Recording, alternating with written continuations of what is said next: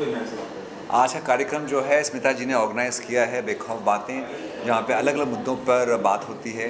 और मेरा जो विषय था वो था अबाउट सीनियर सिटीज़न केयर, वरिष्ठ नागरिकों के किस तरह से हम लोगों को ध्यान रखना चाहिए और क्या समस्याएं उनको आती हैं। तो उसके बारे में मैंने बात की, in all guidance because of Smita ji that हम ये शो कर पाए। ये मेरा तीसरा एसोसिएशन है बेखौफ बातों के साथ में। पहली बार हमने नारी सशक्तिकरण पे बात की थी, दूसरी बार दिव्यांग लोगों के बारे में, और आज thanks to her about senior citizen care and बेखौफ बातें। और क्या क्या बातें होंगी मैम बताएंगे। जी मैम प्लीज़ आप हाँ, थैंक यू संदीप। आपका परफॉर्मेंस जब भी आप लेकर आते हैं, आप एक परफॉर्मेंस नहीं देते हैं, आप एक इतना मीनिंगफुल एक एस्पेक्ट खोलते हैं और इतने वल्नरेबल ग्रुप्स के बारे में इतनी पॉजिटिव स्पिरिट के साथ में आप प्रेजेंट करते हैं कि बस गदगद हो जाता है दिल।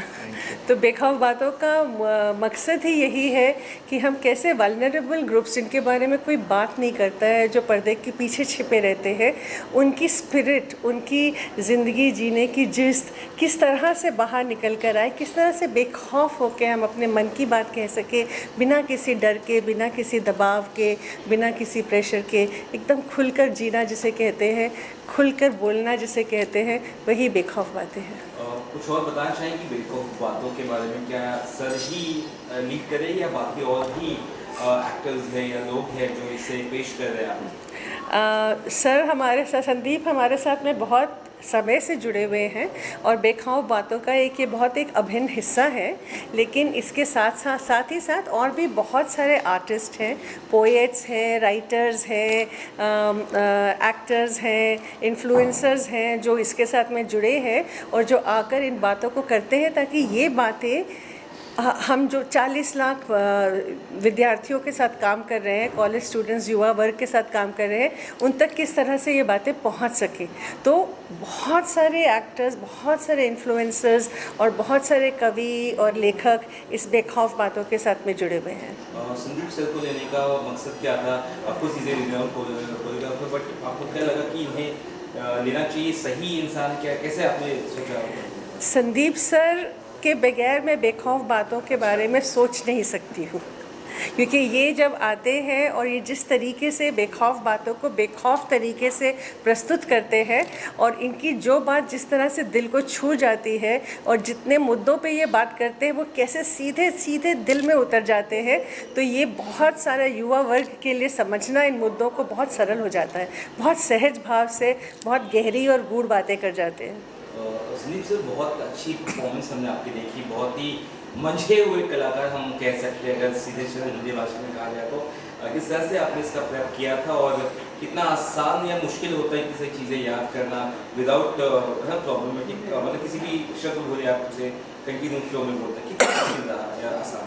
वेल, सीनियर सिटीजन्स के साथ में तो मैं बहुत सालों से काम कर रहा हूँ और ये जो उनकी तकलीफ़ें हैं, उनका जो खुशी है, उनके गम हैं, वो हमेशा मुझसे शेयर करते रहते हैं वो लोग। तो मुझे लगा ये अच्छा मंच है इसके बारे में बात करने का। रिसर्च थोड़ी बहुत करनी पड़ी कि कितने हमारे पूरे वर्ल्ड में कितने सीनियर सिटीजन्स हैं, हमारे देश में कितने हैं, कितने ओल्ड एज होम्स हैं, और ये सब जो आंकड़े होते हैं वो सब रिसर्च किया। पर लेकिन जो बात मैंने की वो मेरे एक्सपीरियंस से की और मैंने जो भी बातें की वो मैंने सुनी लोगों से और वो सुनी बातों को मैंने आगे पेश किया है। जो भी मैंने कुछ कहा वो सब कहीं ना कहीं किसी सीनियर सिटीजन ने मुझे बताया है, उन्हें कैसा अच्छा लगा, कैसा बुरा लगा, चाहे वो दवाई के बारे में हो, सेहत के बारे में हो, अकेलेपन के बारे में हो या किसी भी चीज़ के बारे में हो। पैसे की कमी होती है, उनके पास दोस्तों की कमी होती है और कैसे वो लोग रात को अपने घर में जाने के बाद में रोते हैं सोने से पहले क्योंकि उनके दोस्त नहीं रहे अभी, उनके परिवार वाले नहीं रहे अभी। तो ये सब बातें मुझे रोज़ सुनने को मिलती हैं, तो मैं जब सुनता हूँ तो उसको आपको आके बताता हूँ।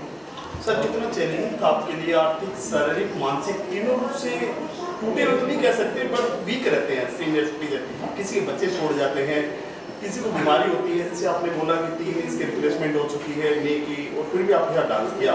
तो बच्चे को आप सिखा सकते हैं, लेकिन इस दौर में कितना मुश्किल आपके? मेरे ख्याल से इनको सिखाना बहुत आसान होता है क्योंकि ये सब लोग जो हैं वो कुछ ना कुछ करने के उत्सुक रहते हैं और डांस एक ऐसा माध्यम है जो इतनी खुशी लाता है कि आपको जो भी ज़िंदगी का टेंशन है वो सब निकाल देता है डांस। तो इसीलिए आप ऐसे, अब नीना जी से मिले, नीना चौहान जी से, जो मेरे साथ रोज़ डांस करती हैं, और बाकी जेनस लाइफ के मेंबर जो थे वो मेरे साथ हफ्ते में 2 बार डांस करते हैं।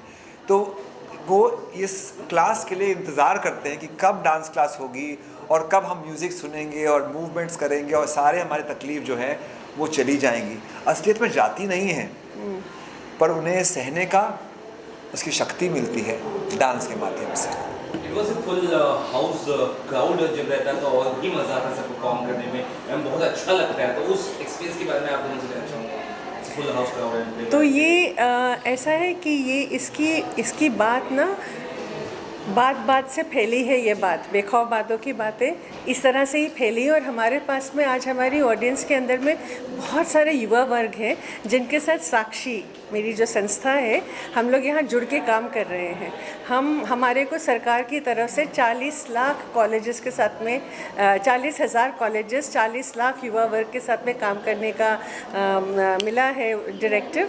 तो उसी के तरीके वो सारे कॉलेजेस से वो सारे यहाँ पे युवा वर्ग आए हुए हैं ये देखने के लिए कि किस तरीके से हम अपने समाज को और सशक्त बना सकते हैं।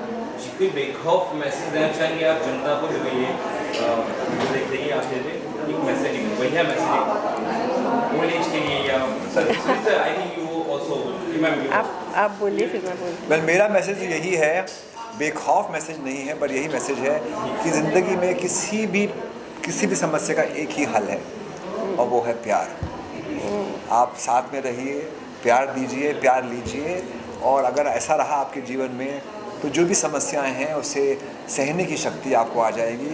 शायद वो ख़त्म ना हो, पर जब साथ रहता है तो जो उसका दबाव होता है ना वो कम हो जाता है।